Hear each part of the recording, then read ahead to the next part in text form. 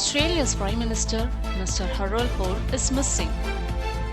They were the words that echoed from television sets and radios across Australia on December 17, 1967. The day Holt stepped into the surf at Cheviot Beach near Melbourne and was never to be seen again. Hello, amazing viewers! It's me, Femina here. If this is the content you would be interested in, do subscribe and click the bell right away. Prime Minister Harold Holt disappeared at Cheviot Beach, Victoria in 1967. No trace of him was ever found, and the case remains one of Australia's greatest mysteries. How could the leader of the country simply vanish while still in office? It was December 17, 1967, a Sunday morning. Harold Holt drove his maroon Pontiac to Cheviot Beach just outside Melbourne. Australia's 17th Prime Minister, 59-year-old Liberal leader, had a holiday home in Portsea. He loved spearfishing and was a keen swimmer and diver. He said he knew Cheviot Beach, one of his favorite spots, like the back of his hand. But the conditions that day was especially rough.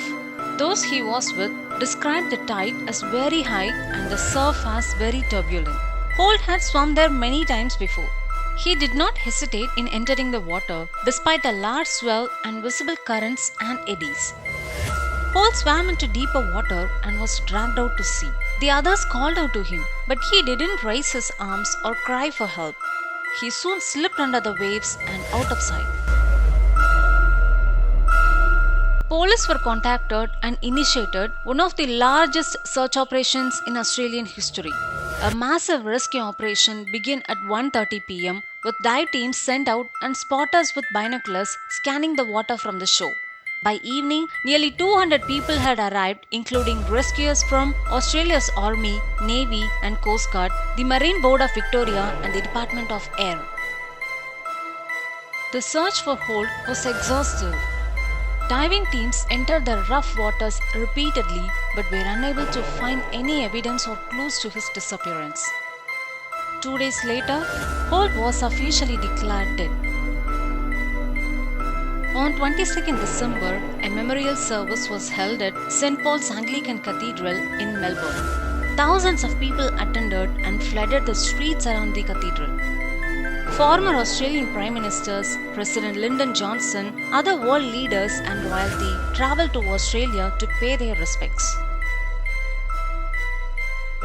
The police report didn't arrive at a conclusion but said it was anything but an accident. But the accidental drowning of a sitting Prime Minister, especially without a body, was not good enough for some.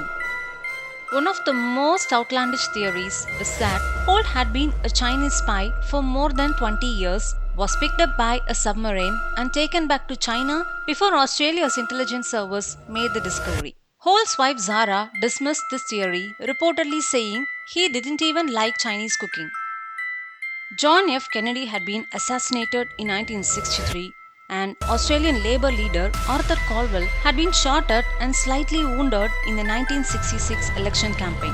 Police also found what looked like a bullet hole in a window of Mr. Holt's office following his disappearance. Harold Holt was younger, very stylish, and was the first of the modern Australia Prime Ministers.